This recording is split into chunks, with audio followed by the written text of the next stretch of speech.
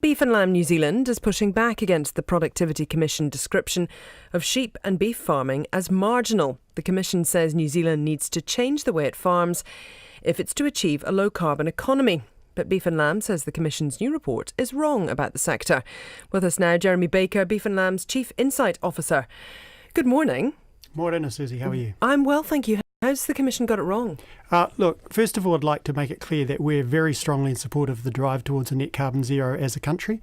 And we also support the Commission's recommendation for a split gas approach and a different focus on long and short-term gases. But what they've actually made a mistake on is they've called our sector, our sheep and beef farms, marginal, and that they're saying that they should be replanted in pine forests to create a large amount of carbon sink. And frankly, that's just not the case. Okay, what is the problem that you have with that description? Is that it's marginal? Well, they're not. I mean, the profitability of sheep and beef farms has more than doubled since the 1990s.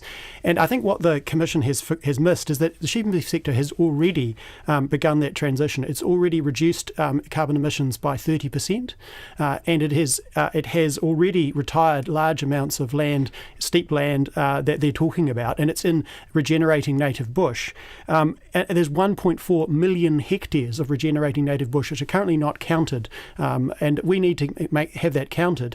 And what they're talking about is saying we should have plantation forestry on that land. Now, the risk of that is that we end up with more tolaga bays, where we're planting plantation forestry on land that's not able to sustain it.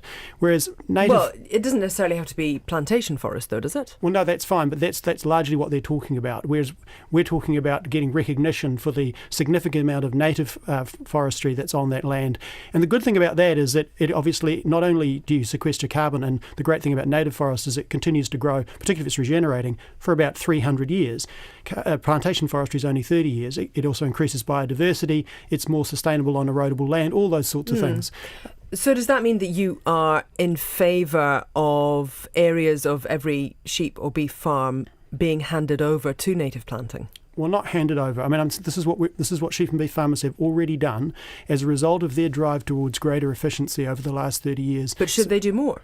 That we are totally open to them to doing more, absolutely, and they can and they will. But a suggestion that we should drive towards a large amount of replacing sheep and beef farming with plantation forestry is actually not sensible and actually not required. But can you get to a situation where sheep and beef farming essentially could be carbon neutral? Because that's what this is about. Absolutely. Okay. So how do you get to that point? So the three things we have to do. One, continue to be more efficient. So continue to actually produce more from the amount of the animals that we have. Secondly, to continue to invest, as we have, millions of dollars in research to reduce emissions.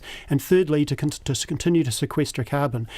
Between those three things, we are very confident that by 2050 the sheep and beef sector can be carbon neutral. Okay, because a lot of people will see the way that some farms are run, and I guess there are good farms and bad farms, and not see how that's even remotely possible. Yeah, well, the fact is that the vast majority of farms have got the ability to be carbon neutral, and we'll be working very closely with them to achieve that. But you see, that's the thing, it's the ability to be carbon neutral. And so how do you actually persuade farmers that doing this is a good thing? Well, the fact that they've already retired 1.4 million hectares into native forestry suggests that most farmers are already well on board this bus.